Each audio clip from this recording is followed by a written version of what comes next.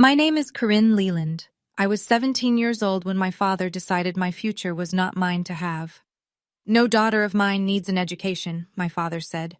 Then he ripped my college acceptance letter in half, right there at the dinner table, in front of my grandmother, my uncle, and my 14-year-old brother. That letter was everything: Penn State, a partial scholarship, 9 months of secret applications, late-night essays, and a school counselor who believed in me when no one else did. 9 years of cooking his meals, scrubbing his floors, and swallowing every dream I ever had. And he turned it into confetti on a dinner plate. I thought that was the worst moment of my life. I was wrong. Within 30 seconds, my grandmother did something that unraveled 20 years of my father's authority. And it all started with a piece of paper he didn't know existed. Before I go on, please take a moment to like and subscribe, but only if you genuinely connect with this story. Drop your location and local time in the comments. I'd love to know where you're listening from. Now, let me take you back to the fall of my senior year, the week everything changed. The house on Maple Street looked respectable from the outside. 2-story brick, white shutters, a lawn Gerald mowed every Saturday morning at exactly 7:15, not because he enjoyed it, but because he needed the neighbors to see him doing it. Image mattered to my father. Control mattered more. Inside, every square inch operated on his terms. The thermostat stayed at 64 degrees in winter, because he said anything higher was wasteful. The television remote lived on the armrest of his recliner. His recliner, his channel, his schedule. Dinner was served at 6 sharp, and God help you if the salt wasn't on his side of the table. And that table, a heavy oak dining table with carved legs and a water stain in the shape of a crescent moon near the corner where I always sat, had been in the house since before I could remember. My grandmother bought it when she first furnished the place, 22 years ago.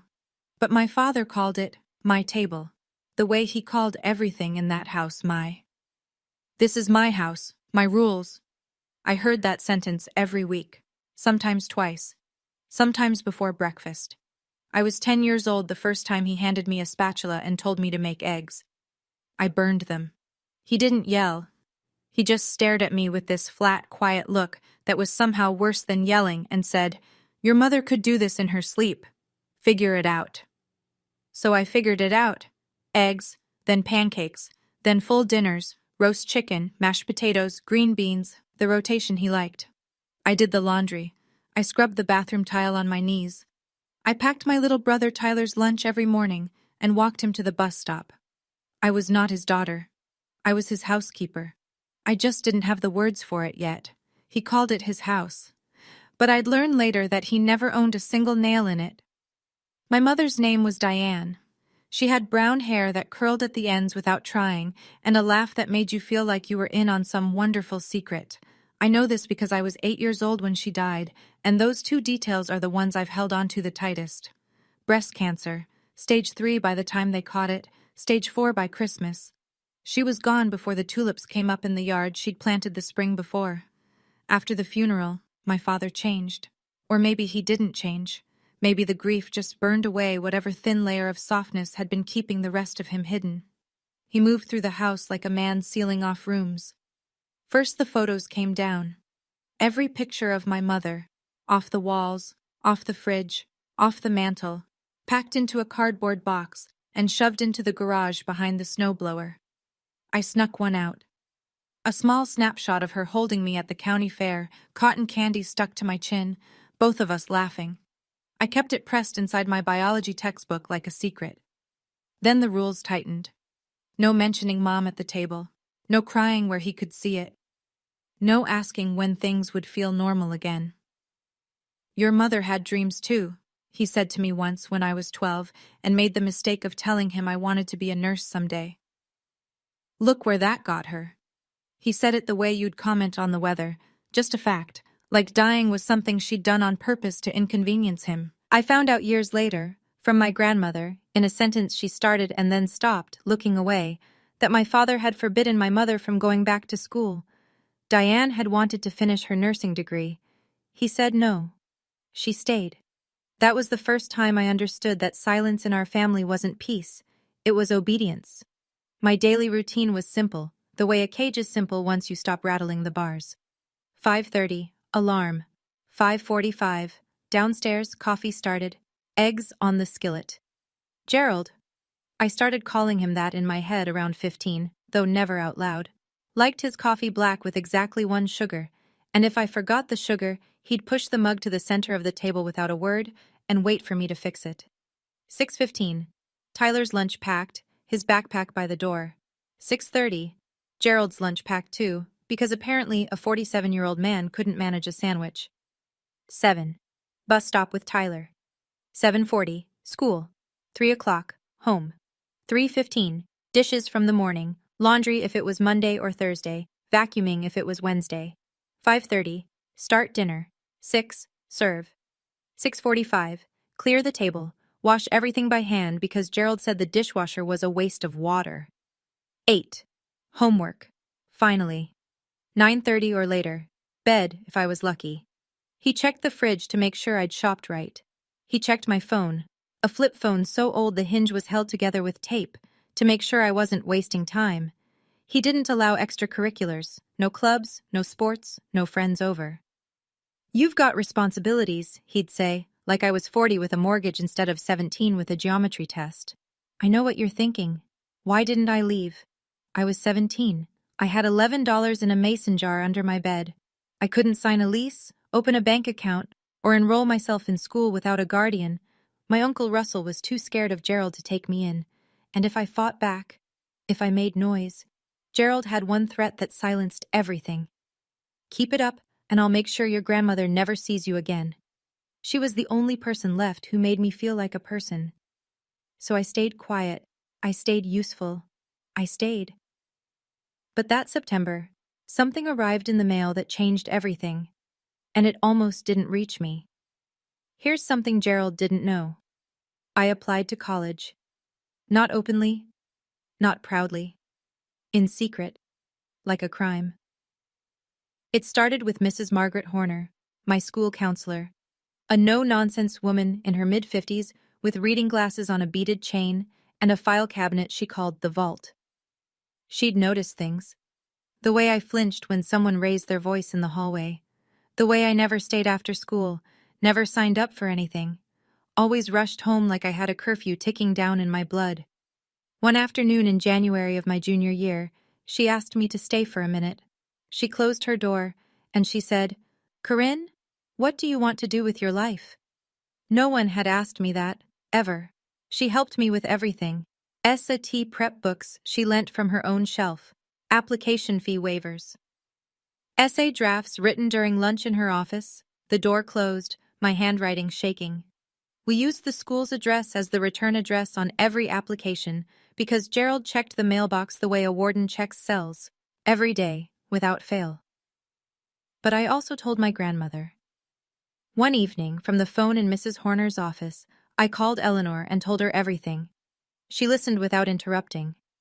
Then she said, "Use my address as a backup. I'll watch for the letters." It was Eleanor who got the letter first. Penn State. Accepted. Partial scholarship. $12,000 a year. I'd need about $8,000 more for tuition and living, but it was real. It was possible. I cried in Mrs. Horner's office when Eleanor called to tell me. Quiet tears, the kind I'd trained myself to cry. No sound, no mess. "Don't worry about the money or the house," my grandmother said on the phone. "Just trust Grandma."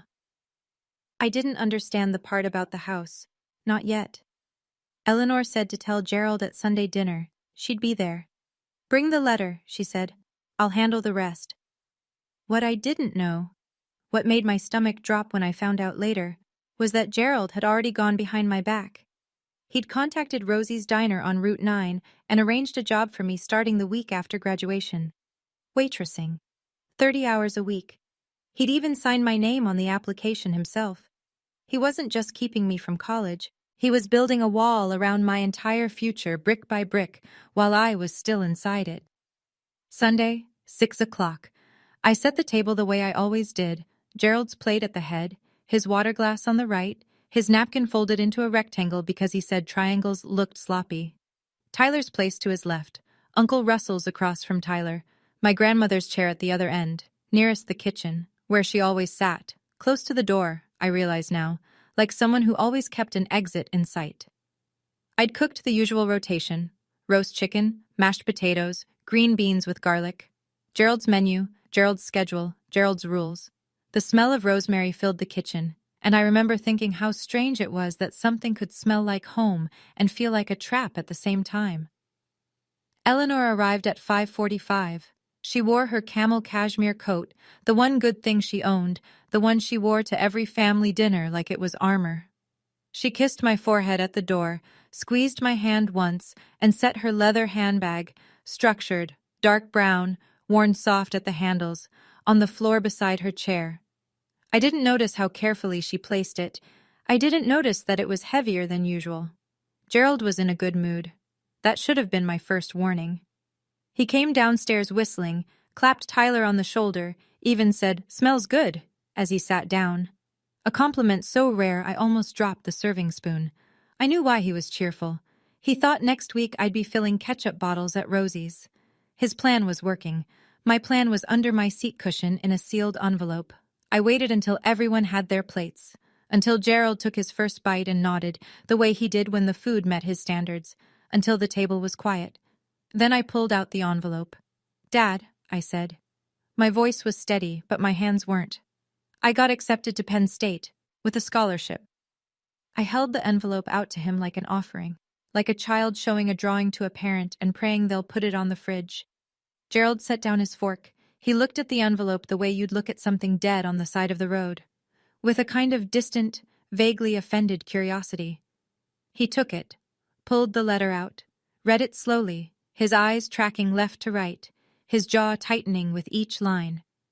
Then his face went red. Not angry red, darker. The red of something that had been pressurized too long. He tore the letter in half. The sound, that clean, sharp rip, cut through the kitchen louder than any shout. He tore it again, 4 pieces. Then he dropped them onto his plate, right next to the chicken bones and the smear of mashed potatoes. "No daughter of mine needs an education," he said. Not yelling. Worse. Level. Absolute. Like he was reading a rule off a wall. "You're staying right here." He looked around the table. At Tyler, who stared at his plate. At Russell, who suddenly found his green beans fascinating. At Eleanor, who hadn't moved. "Nobody encourages this nonsense," Gerald said. "She's got a job at Rosie's starting next month. That's the end of it." I looked down at the pieces of my letter. 9 months of work, the late nights in Mrs. Horner's office, the essay I'd rewritten 11 times, the SAT I studied for using a prep book with someone else's notes in the margins. All of it sitting on a dinner plate soaking in gravy. Then Gerald leaned back in his chair and said the thing I will never forget. "Your mother had the same stupid ideas. Wanted to go back to school, be a nurse." He picked up his fork again. "And where is she now?" The table went silent. Even the clock on the wall seemed to hold its breath. He turned my mother's death into a weapon. Again. I wanted to cry, but I knew. The way you know fire is hot, the way you know ice is cold. That crying in front of Gerald meant losing. So I swallowed it. I sat there with my hands flat on my lap, and I swallowed it whole. Gerald wasn't done. He turned to my grandmother. She was sitting perfectly still at the end of the table, her hands resting on either side of her plate, her face unreadable. "This is your doing, isn't it?" he said, pointing his fork at her. "Filling her head with ideas. You've always coddled her, just like you coddled Diane." He said my mother's name like it tasted sour. "And look how that turned out." Eleanor said nothing. "Clear the table, Corinne," Gerald said without looking at me. "Now, this conversation is over." I stood up. Reflex. 9 years of muscle memory carrying me toward the sink before my brain could catch up. My hands were already reaching for his plate when I heard my grandmother's voice. "Sit down, Corinne." Quiet. Not loud. But something in it stopped me cold. A firmness I'd never heard from her before, like a door locking from the inside. Gerald's eyes snapped to Eleanor. "Ma, stay out of this. This is my house, my daughter, my decision." Uncle Russell shifted in his seat. "Gerald, maybe we should talk about this." "You don't get a vote either," Gerald cut in without breaking eye contact with Eleanor. Then he turned back to me. And while we're at it, I called Penn State on Thursday. Tried to withdraw your application myself. Told them I was your father, your guardian. His lip curled. They said they needed your signature, some policy nonsense. He leaned forward. So, you're going to sign that withdrawal form tonight. Right here at this table, in front of everyone. That was his real plan. Not just the letter. He wanted me to kill my own future with my own hand, witnessed by my own family. A public execution of the only dream I had left. My grandmother sat still for exactly 30 seconds. I know, because I was counting. 30 seconds is longer than you think when the only sound is a clock ticking and your own heartbeat and the faint scrape of Gerald's fork against porcelain because he had actually gone back to eating, that confident that he'd won. 1 Mississippi. The refrigerator hummed. 10 Mississippi.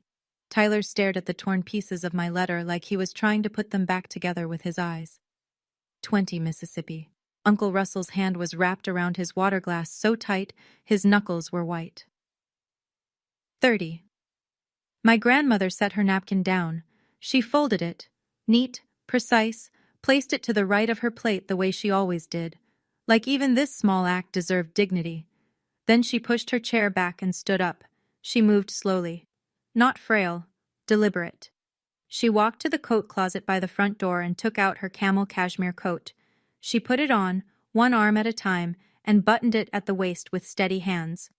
Gerald looked up from his plate. Where are you going? Dinner's not over. Eleanor walked back to the table.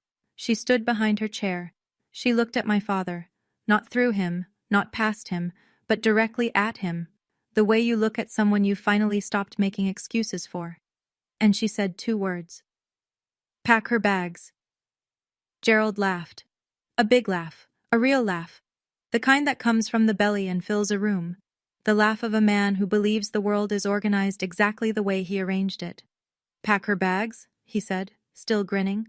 And send her where? With what money? My grandmother didn't answer. She reached down, unclasped her leather handbag, and pulled out a stack of papers held together with a single staple. What she put on the table next was the reason my father had been living like a king in a castle that was never his. It was a deed, a property deed, notarized, stamped, filed with the county recorder's office, every line crisp, every signature verified, and at the top, in black ink that 22 years hadn't faded, one name, Eleanor M. Leland, sole owner, not Gerald and Eleanor, not the Leland Family Trust, just her, one name, one woman, one signature. This house has been in my name since 2002, Eleanor said. Her voice didn't waver. I bought it with your father's life insurance money and my savings after he passed. I let you live here rent-free because you were grieving and you had 2 children who needed a roof. She paused. But I never, not once, signed this house over to you, Gerald. There is no transfer. There is no agreement. The deed is mine. It has always been mine. Gerald's smile collapsed. Not all at once. It went in stages, like a building losing floors.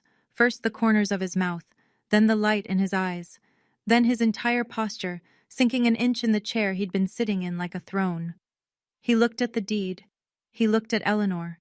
Then he forced out a laugh, smaller this time, thinner, the laugh of a man looking for the punchline. So what? He said.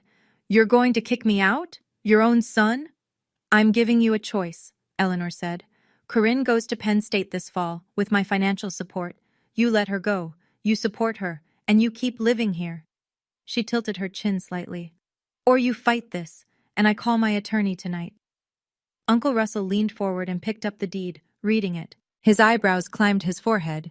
He set it down without a word, but the look he gave Gerald was one I'd never seen from him before. Something between shock and a quiet, long overdue recognition. Tyler's mouth was open. He was looking at me, then at Eleanor, then back at me, like he was watching the world rearrange itself. And me? I sat there staring at that piece of paper, and one thought repeated itself over and over. 20 years. He told us this was his house. He made every rule, controlled every corner, decided who ate, who spoke, who mattered. All of it built on a lie he never bothered to verify. Gerald's face cycled through something I'd never seen before: confusion, then fury, then a hard, brittle composure, like a man patching a cracked wall with his bare hands. He pushed the deed to the side of the table. "You think a piece of paper scares me?" he said. "I've been maintaining this house for 20 years. 20. I paid the electric, the water, the gas. I fixed the roof when it leaked. I replaced the furnace in 2019. He jabbed his finger against the table. I put my sweat into these walls. You think any court would just hand it to you?" He was reaching. I could see it. He was building a case the way he built everything, loud and fast, hoping no one would check the foundation. Eleanor didn't respond. She stood there in her cashmere coat, hands clasped in front of her, and let him talk. "And even if the house is yours, Ma," Gerald spread his hands wide like he was being reasonable, like this was all just a misunderstanding between adults. "I'll fight it. I'll get a lawyer. You really want to drag your own family to court?" That was his card. Guilt. The same tool he'd used on me for 9 years, on my mother before that, probably on Eleanor before that. The threat wasn't legal, it was emotional. "You'll be the one who broke this family." Then he turned to me. His voice dropped, low, almost gentle, the way a trap sounds when it's being set. "Tell your grandmother to stop this circus, Corinne. You know this is your home. You want to destroy this family over a school?" He wanted me to choose, family or future, loyalty or freedom. The same impossible choice he'd been forcing on every woman in his life for as long as I could remember. My grandmother didn't argue. She didn't raise her voice. She reached into her handbag again. It was a flip phone. Old, silver, small, almost identical to the one Gerald had given me, the one he tracked and monitored. But Eleanor's was hers, paid for with her own money, listed under her own name. She pressed one button. Speed dial. The kitchen was so quiet I could hear the tinny ringing through the speaker. 1 ring, 2 rings, then a click. "Hello, David? It's Eleanor Leland." Her voice was conversational, almost pleasant, like she was confirming a lunch reservation. "I need you to begin the process we discussed. Yes. The 30-day notice." A pause. "Yes. Tonight." Another pause. "Thank you, David. I appreciate it." 40 seconds. She closed the phone and slipped it back into her handbag. Gerald stared at her. The laugh was gone. The bluster was gone. What was left was something rawer. The look of a man hearing a sound he can't identify in the dark. "You're bluffing," he said, but his voice cracked on the second word. "Gerald," Eleanor said, and for the first time, I heard something almost like sadness in her tone. Not for herself, but for him, for the version of her son she'd spent 20 years hoping would show up. "I have never bluffed a day in my life. You have 30 days, or you let Corinne go to college." She picked up her handbag. "Choose." "Let me explain something." David Mercer was Eleanor's real estate attorney. She hadn't called him on impulse. She'd consulted him 2 weeks earlier, right after Gerald had ripped up the first piece of mail from Penn State, an orientation packet, right in front of me at breakfast without a second thought. That was when Eleanor began preparing the paperwork.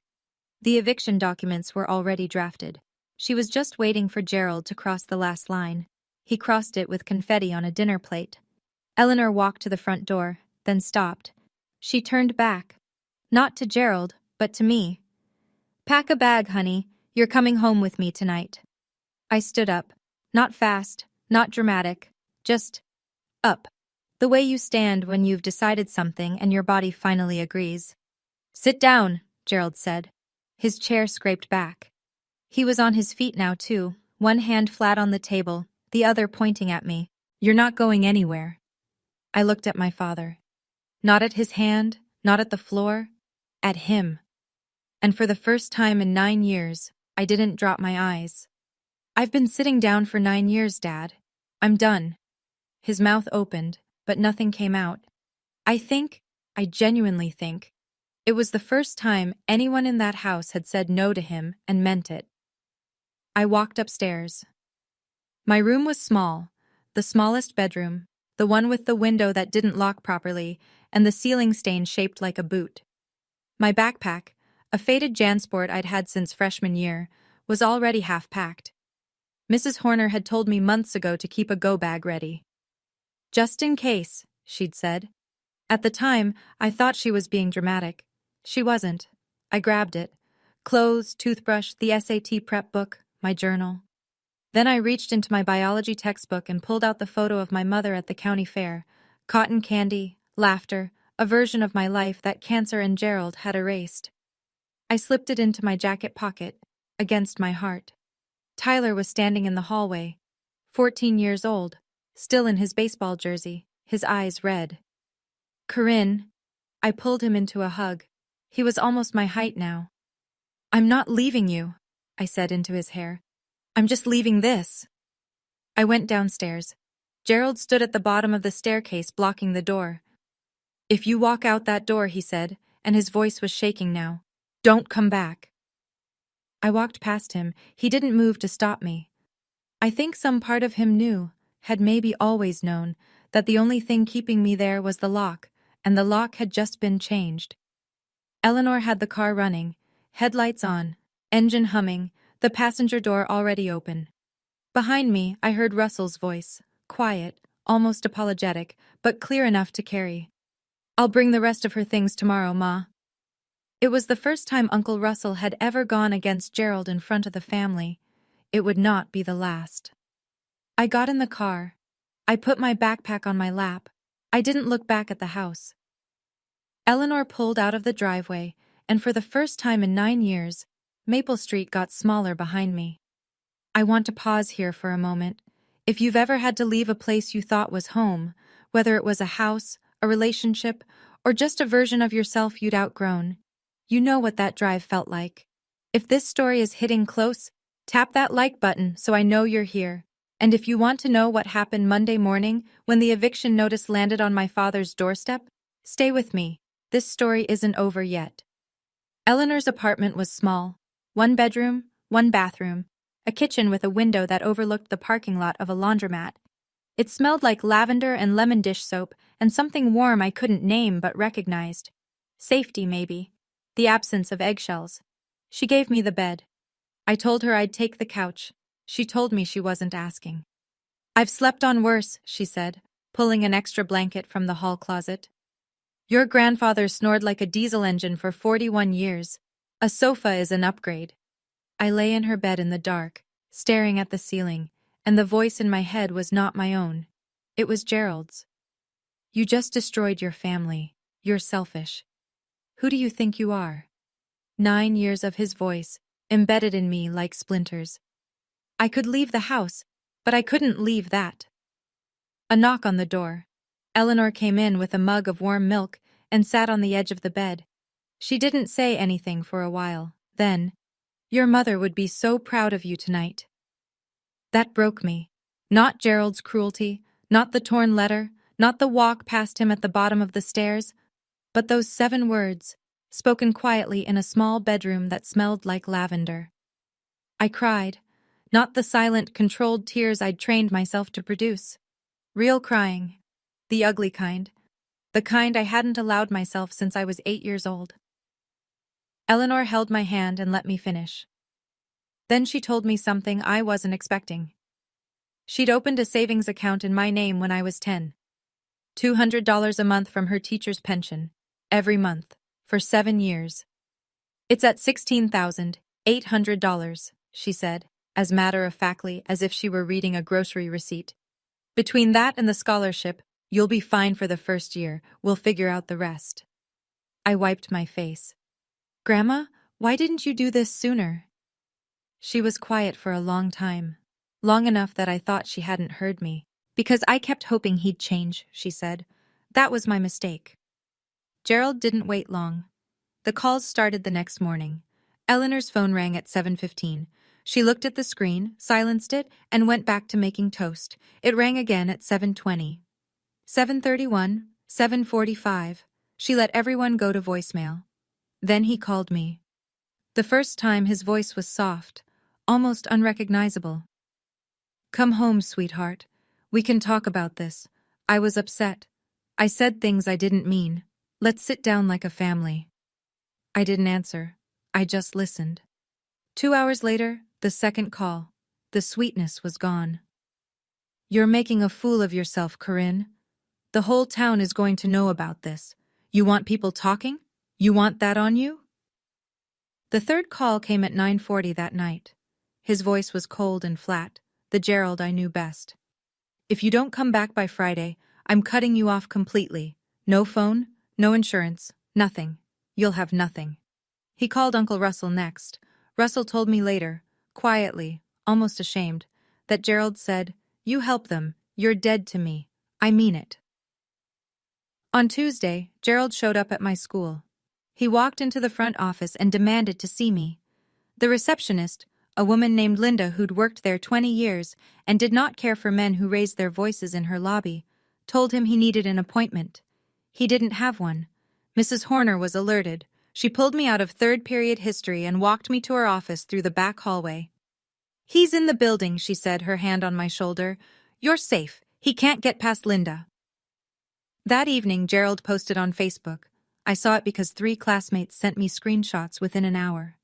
"My daughter ran away because her grandmother is manipulating her. She's a confused teenager being used by a bitter old woman. Please pray for our family." 47 likes. 12 comments saying they'd pray. 6 saying, "Stay strong, Gerald." He was rewriting the story with himself as the victim.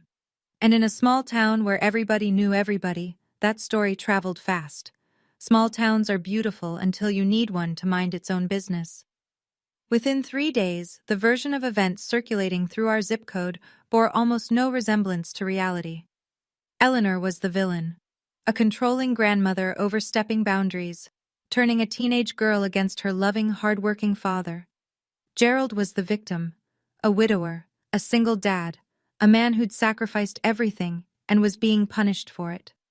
A neighbor named Doris, the kind of woman who attended every funeral in town whether she knew the deceased or not, called Eleanor on Wednesday. "How could you do this to Gerald?" she said. "He lost his wife. Now you're taking his daughter? That poor man." Eleanor, to her credit, didn't hang up. She said, "I appreciate your concern, Doris. This is a family matter," and ended the call politely enough that Doris couldn't repeat anything damaging. At school it was worse. Kids I barely knew stopped me in the hallway. "Is it true your grandma kicked your dad out? I heard you ran away. Are you okay?" One girl from my English class said, loud enough for everyone to hear, "My mom says your dad is heartbroken." I smiled. I nodded. I kept walking. But each comment was a small cut, and by Thursday afternoon, I had enough cuts to bleed. Gerald knew exactly what he was doing. He texted me screenshots of the Facebook comments, the sympathy, the prayers, the outrage on his behalf. Then one line, "See? Everyone knows what you're doing is wrong." And for one terrible moment, sitting in Mrs. Horner's office with the door closed and my backpack at my feet, I believed him. Maybe I should just go back, I thought. Maybe he's right. Maybe this isn't worth tearing everything apart. And then, Monday morning, something arrived at my father's door. The process server was a man named Phil who drove a gray Honda Civic and had the emotional range of a filing cabinet. He knocked at 8:15 in the morning. Gerald opened the door in his work boots and undershirt, a mug of coffee in his hand, coffee he'd made himself for the first time in over a week, badly, according to Tyler. Phil handed him the envelope. Gerald signed. Phil left. Inside, a 30-day notice to quit, issued pursuant to 68 Pennsylvania Consolidated Statutes, Section 250.501. Property address, 114 Maple Street. Owner, Eleanor M. Leland. Occupant, Gerald R. Leland. The notice informed Gerald that he had 30 days to vacate the premises or face a formal eviction action filed with the Magisterial District Court. It was real. It was legal. It was happening. Gerald called Eleanor immediately. I know because I was sitting at her kitchen table eating cereal when her phone rang and she put it on speaker. "You can't do this to your own son!" His voice came through distorted, the way sound warps when someone is screaming into a small microphone. "I gave you a choice, Gerald," Eleanor said. She was holding her coffee with both hands, looking out the window at the laundromat parking lot. "You made yours." She hung up. Gerald went looking for a lawyer. In a town our size, the options were limited. The first attorney he called, a woman named Janet Polk, declined. Conflict of interest. She'd already consulted with Eleanor on a separate matter years ago. The second lawyer, a man 2 towns over, agreed to review the case. After looking at the deed, the tax records, and the complete absence of any lease or written agreement, he told Gerald the truth. If the deed's in her name and there's no lease, you're a month-to-month tenant at best. She has every right to do this. That same evening, Tyler called me from his friend's phone. His voice was small and careful, the way you talk when someone is sleeping in the next room. "Dad hasn't cooked once since you left," he whispered. "He doesn't know where the plates are." That night, Eleanor and I sat on her sofa with mugs of chamomile tea, and she told me the truth. The whole truth. The version she'd been carrying for decades. "Your grandfather," she began, and stopped. She took a sip, started again. "Harold was a good provider. People liked him, but behind our front door, he was a different man. He decided what I wore, where I went, who I could talk to. I wanted to teach. I had the degree, I had the certification, but he said a wife's place was in the home." She looked at her hands. "I lost 15 years waiting for him to change his mind." She didn't teach until Harold died. She was 51 years old on her first day as an elementary school teacher. 51. When I saw Gerald doing the same thing to Diane, I thought I was watching a rerun of my own life. Eleanor set her mug down. "I told your mother to leave," she said. "I can't. He'll take the kids." Eleanor's voice thinned. She was right, probably. And then she got sick, and it didn't matter anymore. "The house." She explained it plainly. After Harold died, his life insurance paid out. Not a fortune, but enough. Eleanor combined it with her teaching savings and bought the house on Maple Street outright in 2002. Gerald had just lost Diane. Tyler was 5, I was 8.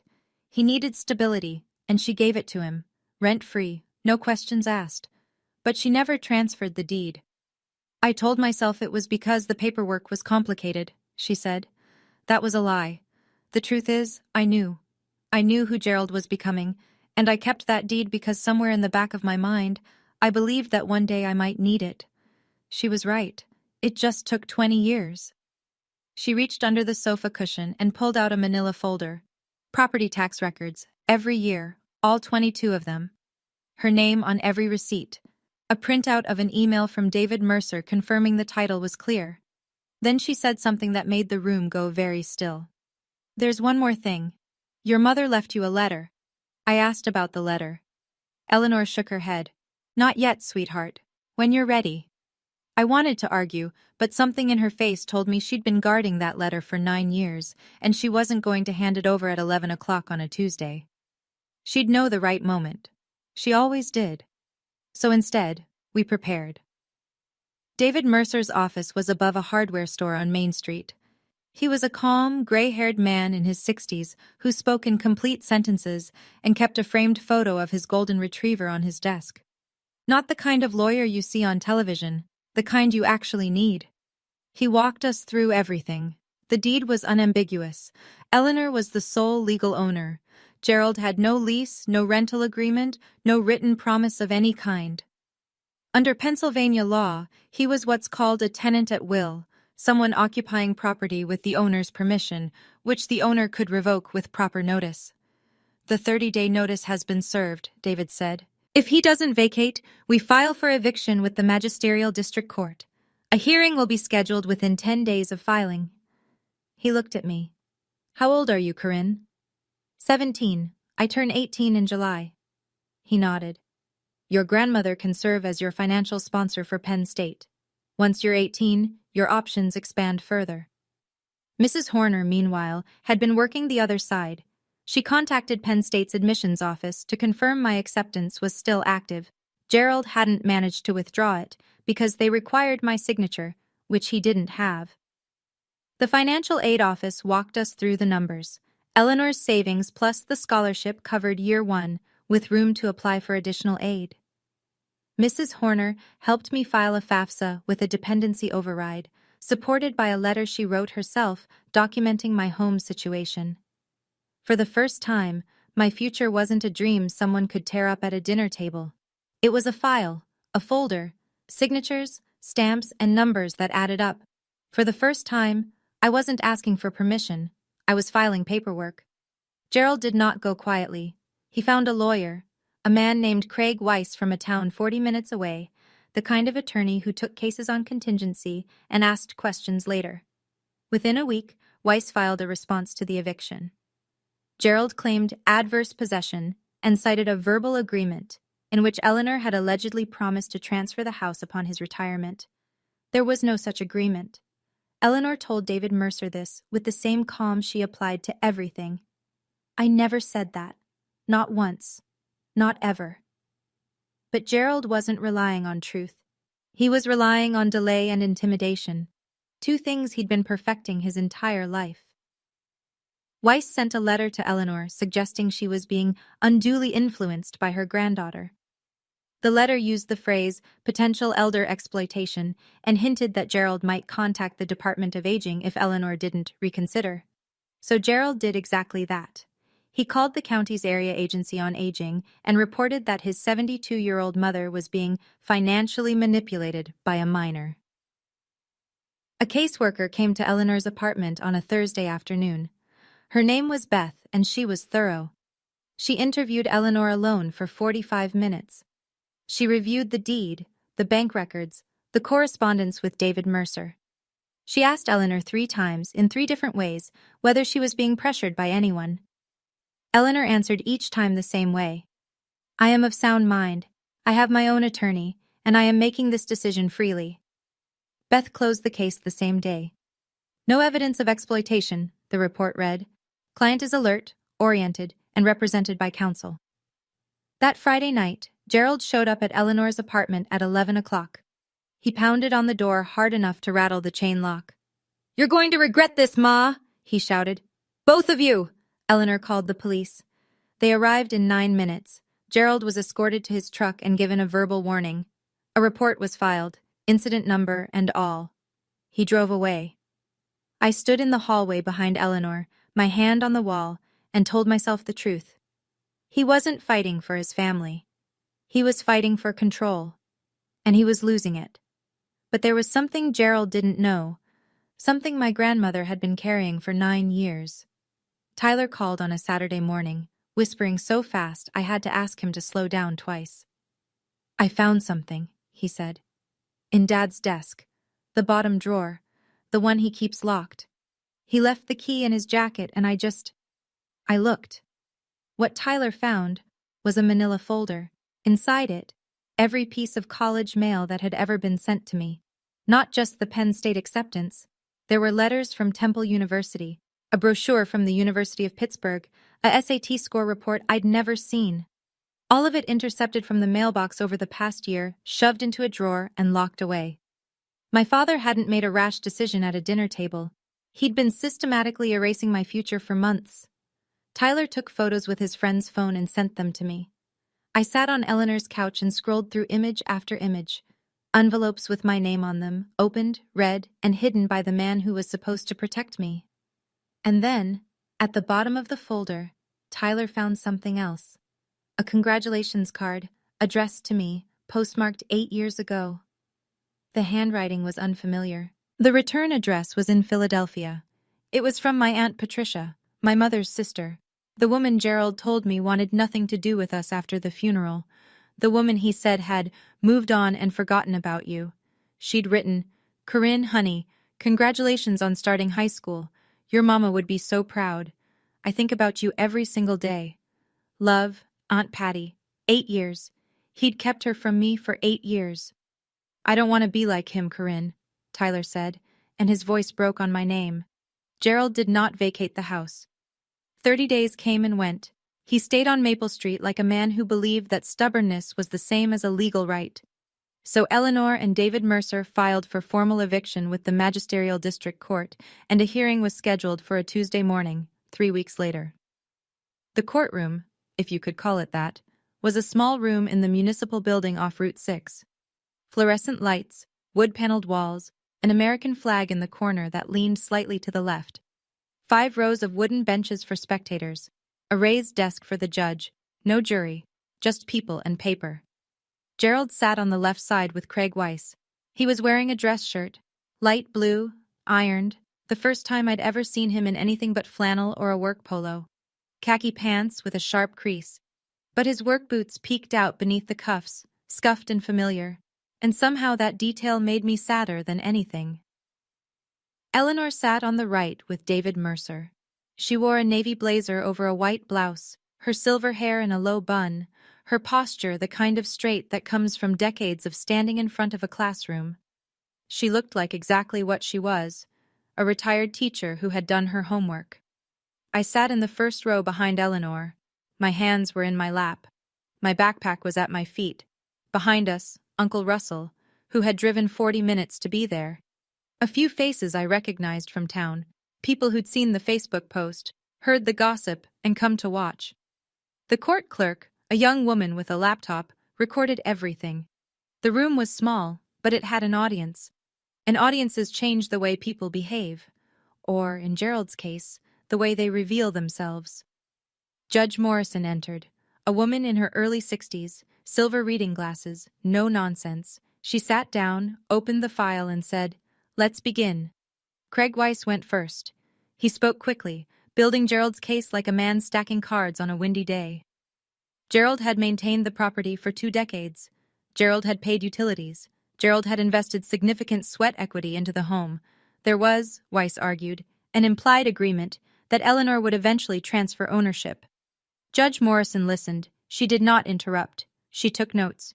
David Mercer stood up. He was quieter than Weiss, slower, and somehow more devastating for it. He presented the deed. Filed with the county recorder's office in 2002, Eleanor M. Leland, sole owner. He presented 22 years of property tax receipts, all in Eleanor's name. He presented a title search confirming no liens, no transfers, no co-owners, no encumbrances of any kind. "Your Honor," Mercer said, "the deed is unambiguous. My client is the sole legal owner. There is no lease, no written agreement, and no evidence, written or otherwise, of a promise to transfer. Mr. Leland is, at best, a tenant at will. The 30-day notice was properly served." Judge Morrison turned to Gerald. She removed her glasses. "Mr. Leland," she said, "can you present any written document, a lease, a contract, a letter, anything at all, that shows your mother agreed to transfer ownership or grant you a permanent right to reside in this property?" Gerald looked at Weiss. Weiss looked at the table. It was understood," Gerald said. He leaned forward. "She's my mother. Mothers don't need a contract with their sons." Judge Morrison put her glasses back on. "Mr. Leland, this court deals in documents, not assumptions."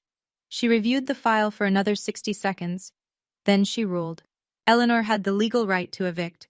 Gerald was ordered to vacate within 15 days, reduced from 30 because, as Judge Morrison noted, Gerald had already been given the original 30-day notice and had chosen to ignore it. Gerald shot to his feet. His chair scraped back against the tile floor loud enough to make the clerk flinch. "This is insane!" he shouted. "She's doing this because of a girl who wants to go to school?" The room went silent. Every person on those wooden benches heard it. Russell closed his eyes. The court clerk's fingers hovered over her keyboard. Judge Morrison stared at Gerald over her glasses for a full 3 seconds before saying, "Sit down, Mr. Leland." He sat. But the words were already out. And every person in that room understood exactly what kind of man was saying them. "Did you hear what my father just said? In a courtroom, in front of a judge, in front of witnesses. Because of a girl who wants to go to school. A girl. Wanting to learn." That was the emergency. If that sentence hit you the way it hit me, drop a comment below. I read every single one. And if you're in the middle of your own fight right now, you're not alone. Subscribe and come with me to the end. The next part is the part I'll never forget. The courthouse parking lot was half empty and too bright. One of those crisp fall mornings where the sun hits the asphalt at an angle that makes everything look overexposed, like a photograph with the contrast turned up too high. Gerald stood next to his truck, a rusted F-150 with a cracked taillight and a faded bumper sticker that read "Support Local Plumbers." He had his keys in his hand, but he wasn't moving. He was looking at Eleanor and me as we came down the steps, David Mercer holding the door behind us. "You took everything from me," Gerald said. His voice was different, not loud, not mean, just hollow. A man standing in the rubble of something he'd built, not understanding that the foundation had never been his. Eleanor stopped on the bottom step.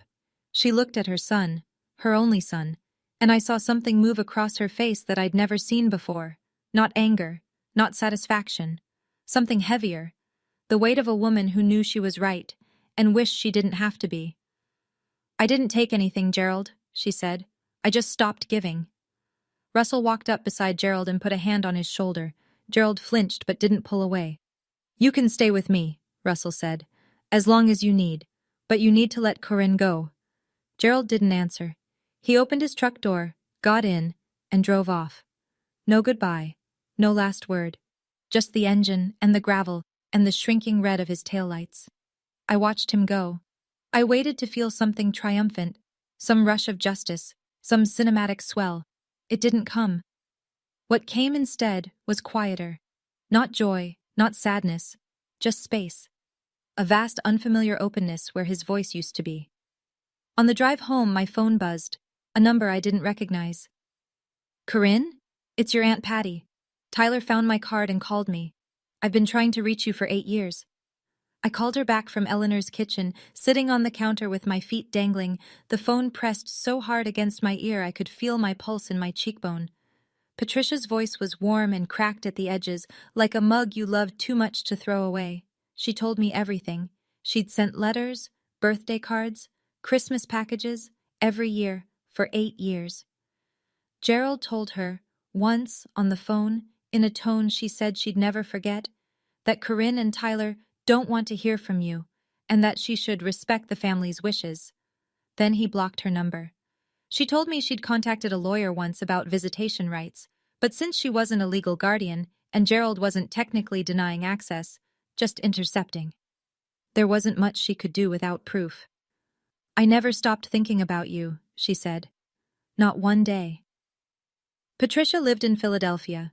She was a registered nurse at a hospital downtown. A nurse, the same career my mother had wanted and Gerald had crushed before it started. The coincidence sat in my chest like a stone. "Your mom talked about you constantly," Patricia said. "She wanted you to have everything she couldn't. She used to say, 'Corinne's going to be the one who makes it out.'" I was crying again, freely this time. No swallowing, no hiding, no watching the door. "Come visit before school starts," Patricia said. "Philly's only 3 hours from Penn State. You'll have family close." Family. The word felt different now, not a chain, but a net. The night before I left for Penn State orientation, Eleanor sat me down on the edge of her bed. She was holding a small wooden box, cedar, no bigger than a shoebox, with a brass clasp that had gone green with time. "I was waiting for the right moment," she said. "I think this is it." She opened the box and handed me an envelope. It was cream-colored, soft at the edges from years of being held and put back, held and put back. My mother's handwriting on the front. Round letters, careful, the kind of penmanship that belongs to someone who was taught by nuns. "For Corinne, when she's ready to fly." "She wrote it during treatment," Eleanor said. "She knew she might not." She stopped, pressed her lips together. "She gave it to me and said, 'Give it to her when she needs it most.' I've been carrying it for 9 years." I opened the envelope with hands that would not stay still. The letter was 2 pages long, written on lined notebook paper, the ink slightly smudged in places, tear stains I realized later, some hers and now some mine. She didn't write about Gerald. She didn't write about cancer. She didn't write about regret, or at least not in the way I expected. She wrote about me. She wrote about the morning I'd made her breakfast in bed when I was 7, burnt toast and orange juice with pulp I'd tried to strain through a paper towel. She wrote about the time I'd memorized every constellation on a placemat from a diner and recited them to her in the backyard. She wrote about the way I laughed, which she said sounded like bells being shaken loose. And near the end, in handwriting that had grown unsteady, she wrote the line I carry with me everywhere. "Don't let anyone tell you what you're worth, especially not the people who are supposed to love you." I read the letter 3 times, the first time through tears, the second time through something deeper, the third time because I wanted to hear her voice, and this was the closest I would ever get. Eleanor was crying too. Quietly, the way the women in my family had always cried, like sound was something we'd been taught to ration. "She asked me to wait until you were ready to fly," Eleanor said. "I think you're ready." I held the letter against my chest and breathed, and for the first time the ache of missing my mother didn't feel like a wound. It felt like a compass. Let me tell you what happened next, because the numbers matter. Numbers don't lie, and they don't change their story when someone starts crying. Gerald vacated the house on Maple Street 8 days before the court-ordered deadline. He moved into a one-bedroom apartment above a dry cleaner on the other side of town. $750 a month, the cheapest he could find. He'd been living rent-free for 20 years in a house valued at approximately $185,000. The math on what that cost him to lose is the kind of calculation that keeps a man awake at 3 in the morning. He still had his plumbing job. He still had his truck. But the thing he'd lost, the kingdom, the throne, the illusion of authority built on a piece of paper that was never his, that couldn't be replaced with overtime. Eleanor kept the house. She didn't move back in. Instead, she rented it to a young family, a couple with 2 kids and a dog, for $1,200 a month. That income went directly into a second account earmarked for my education, tuition for year 2 and beyond. Tyler stayed with Uncle Russell during the school year. It wasn't ideal, but Russell was steady, and he'd finally stopped being afraid of his brother. Tyler started seeing a counselor at school, not because anyone forced him, but because he asked. The town gossip machine, which had once churned in Gerald's favor, slowly reversed. People found out the truth in pieces: the deed, the eviction, the intercepted mail, the Facebook performance. Nobody apologized to Eleanor. Small towns don't do that. But the invitations to Gerald's side of the narrative quietly stopped, and Doris the neighbor was seen bringing Eleanor a casserole on a Thursday afternoon without explanation. He didn't lose his daughter because I left. He lost his daughter the night he ripped up that letter. 2 months into my first semester, my phone rang at 8:15 on a Wednesday evening. I was in my dorm room, textbooks spread across my bed, a half-eaten bag of pretzels on the nightstand. The number was Gerald's. I almost didn't answer, but something in me, not forgiveness, not obligation, something I still don't have a word for, made me pick up. "I saw your name on the dean's list," he said. His voice was quieter than I'd ever heard it, smaller, like it was coming from a room that had gotten too big for one person. "I looked it up online. Your mother, she would have liked that." I closed my eyes. It was the first time he had mentioned my mother without using her as a weapon, and I didn't know what to do with that. This tiny, late, insufficient acknowledgement from the man who'd spent a decade teaching me that my dreams were a waste of his time. "Thank you for saying that, Dad," I said. "But I'm not ready to talk yet. When I am, I'll call you." I hung up. I sat in the silence of my dorm room and listened to my own breathing. I didn't feel angry. I didn't feel relieved. I didn't feel the satisfaction people expect you to feel when the person who hurt you finally shows a crack in their armor. I just felt clear. Forgiveness isn't something I owe him. Maybe it'll come one day. Maybe it won't. But my education, my future, those were never his to take. Penn State in October is the kind of beautiful that earns its keep. The maples on the quad burn orange and red, and the air smells like wood smoke and possibility. And everywhere you look, there are people carrying books and coffee, and the quiet assumption that they belong here. I belonged here. My dorm was a cinder block box on the 3rd floor of East Halls, shared with a girl named Rachel who talked in her sleep and kept a collection of succulents on the windowsill she'd named after Supreme Court justices. She was strange and kind, and the first friend I'd made based entirely on who I was, not who I was related to or what I could do for them. I declared pre-nursing. Not because Aunt Patricia was a nurse, not because my mother had wanted to be one, but because somewhere between the burnt toast and the biology textbook, and the 9 years of taking care of everyone but myself, I'd realized I was good at caring for people. And I wanted to do it on my own terms, for people who actually needed it, in a place where it counted. Eleanor called every Sunday night at 7. We talked about her week, my classes, the tenants in the Maple Street house, the weather, normal things. She never brought up Gerald unless I did. Tyler FaceTimed every Wednesday. He was growing. His voice was changing. He'd joined the track team at school, the first extracurricular a Leland kid had been allowed to do in a decade. Aunt Patricia invited me to Philadelphia for Thanksgiving. I went. She made my mother's stuffing recipe. I didn't cry, I just ate 2 helpings and asked for the recipe, and Patricia smiled like I'd given her something she'd been waiting years to receive. On my desk in the dorm, between a second-hand laptop and a stack of anatomy flashcards, I kept 2 things: the photo of my mother at the county fair, and her letter, pressed flat inside a clear plastic sleeve so the ink wouldn't fade. Nobody here told me I can't, and that still felt new. I'm not going to stand here and tell you what to do with your life. I'm 20 years old. I'm still figuring out my own. But I can tell you what I learned. I learned that silence isn't loyalty. My grandmother was silent for 20 years because she loved her son and kept hoping he'd become the man she raised him to be. That silence cost my mother her dream. It almost cost me mine. Eleanor would be the first to tell you, waiting isn't patience when someone is drowning. I learned that power doesn't have to be loud. My father shouted, he slammed, he controlled every room he walked into by making everyone afraid to breathe wrong.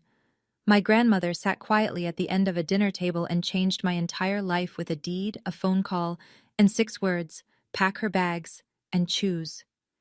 She didn't save me with magic. She saved me with paperwork and patience. And I learned that leaving isn't the same as giving up.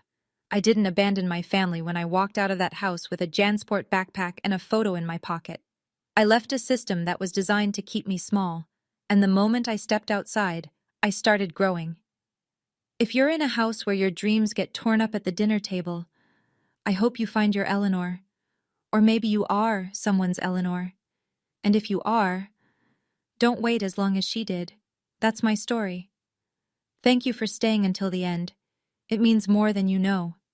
If this reached you, hit that like button and subscribe. Turn on notifications so you don't miss the next one. I want to hear your story. Drop it in the comments or send me a message. Every story matters, especially the ones that almost didn't get told. And if you want to hear another one, check the link in the description. There's a story there that's been waiting for you. I'll see you in the next one.